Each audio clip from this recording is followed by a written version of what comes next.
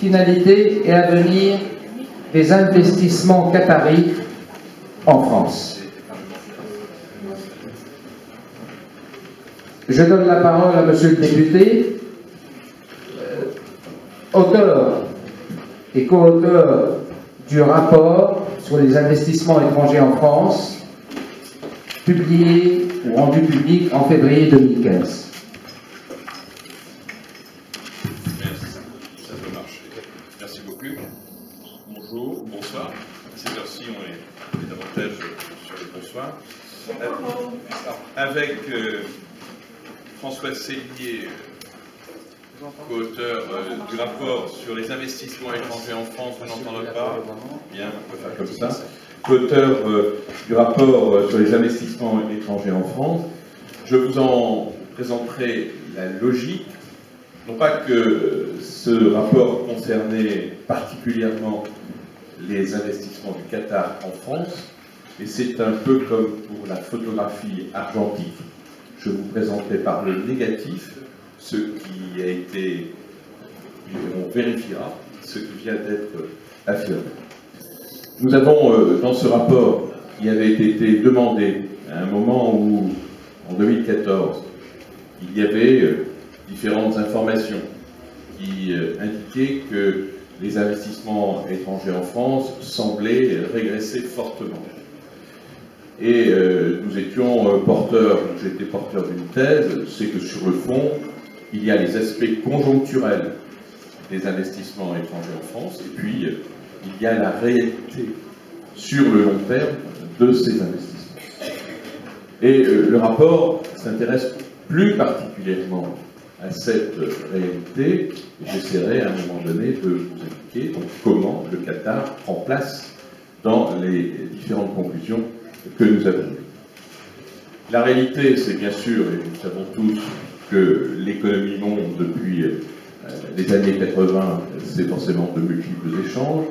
Au-delà des échanges de la marchandise, ça devient des échanges de moyens de production, et qu'à un moment donné, ces moyens de production s'implantent dans les pays. On appelle cela des investissements directs étrangers, des IDE.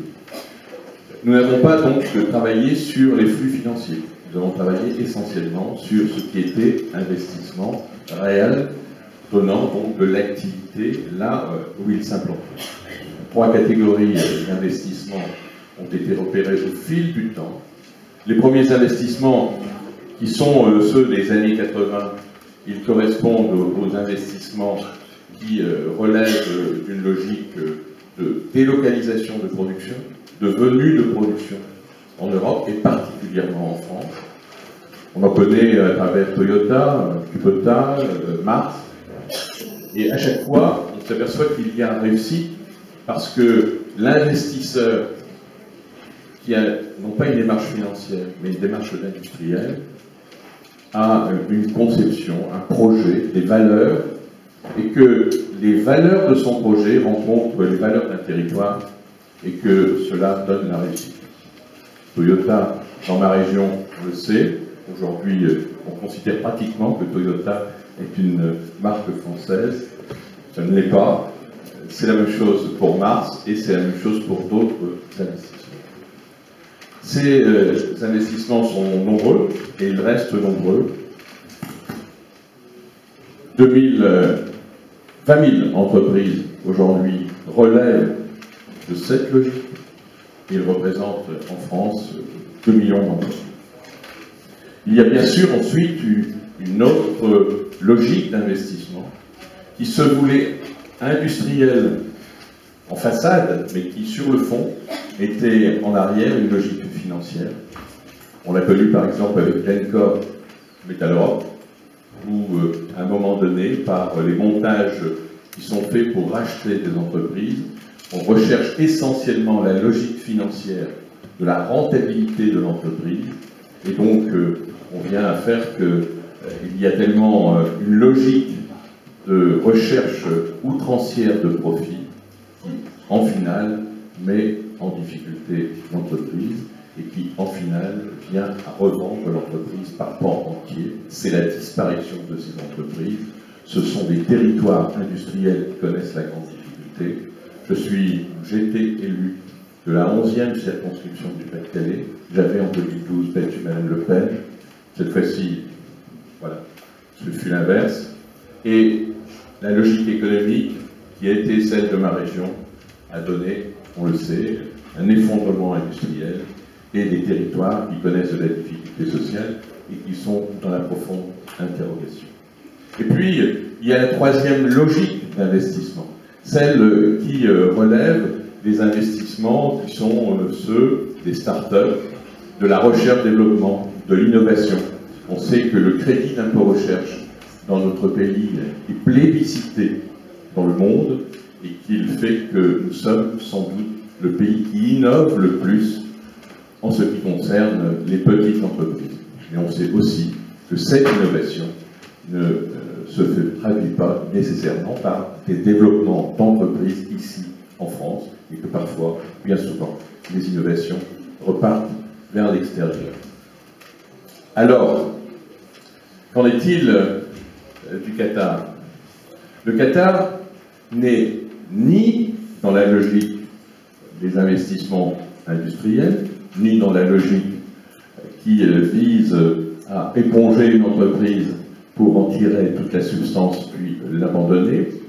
Le Qatar, c'est un peu d'investissement sur l'innovation et les start-up, mais le Qatar, c'est surtout, et ma démonstration, c'est comme pour la photographie, je le fais par le négatif.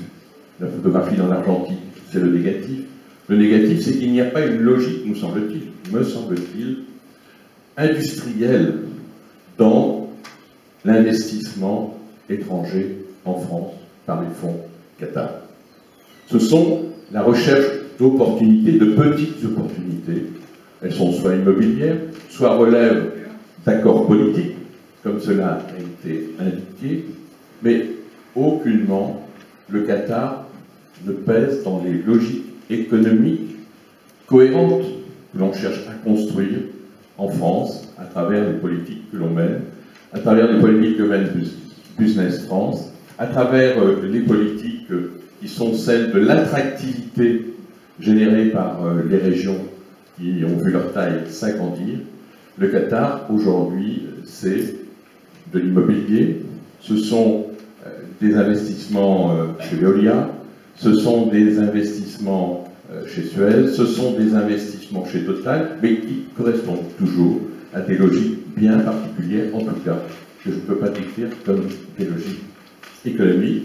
Elles relèvent donc, à contrario, sans doute de logique politique, et je rejoins donc les analyses qui ont été faites tout à l'heure, les approches qui ont été faites tout à l'heure, qui étaient des approches qui relevaient, elles, voilà, de liens politiques. Moi, pas ancien député, je n'ai jamais été membre d'un groupe d'amitié et je n'ai jamais connu ces relations-là. Donc je voulais simplement, ce soir, je ne le développerai pas parce que malheureusement la conférence dure et j'ai une contrainte horaire qui m'oblige à repartir assez vite. En tout cas, je voulais vous indiquer la logique de ce que je souhaitais développer cet après-midi, tout simplement pour préciser que le Qatar, dans ses masses, c'est très faible. Il faut savoir qu'en France, chaque année, c'est 14 milliards en moyenne d'investissements étrangers en France. Le Qatar, c'est à peine, selon les années, 200 millions à 600 millions.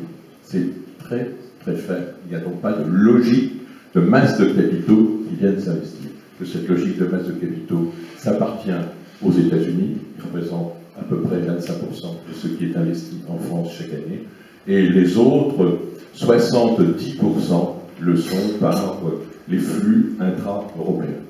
Donc il n'y a pas de logique financière, économique du Qatar, et donc j'en conclurai aussi que la logique doit donc être politique.